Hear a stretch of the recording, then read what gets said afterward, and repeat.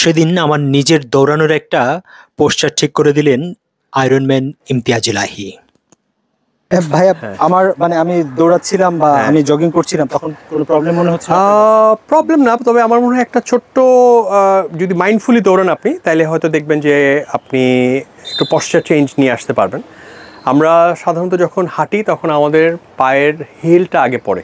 হিলটা মানে হিলটা আগে, right, hill আগে পড়ে। আচ্ছা। এবং আমরা দৌড়ানোর সময় আমরা এইটা অ্যাভয়েড করার চেষ্টা করবো, অর্থাৎ হিল রানিংটা অ্যাভয়েড করবো। আমরা চেষ্টা করবো 4 ফুট রানিং, অর্থাৎ পায়ের সামনে পায়ের পাতা, পায়ের পাতাতে ভর দিয়ে দৌড়ানোর চেষ্টা করব। এই যদি দৌড়ান, একজনকে বলবেন যে ছোট একটা ভিডিও করতে, যে পশ্চারটা ঠিক আছে কিনা।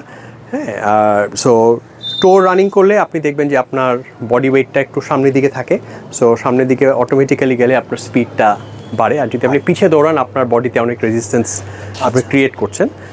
আর এই পশ্চার কারেকশন তো একদিনে হয় না, অনেক প্র্যাকটিস লাগে আমাদের। আপনি যেটা করেন যে আপনি টো দিয়ে আগে হাঁটেন, আস্তে আস্তে হাঁটেন, হাঁটা থেকে এবার একটু জগিং করেন, জগিং, জগিং, ইয়া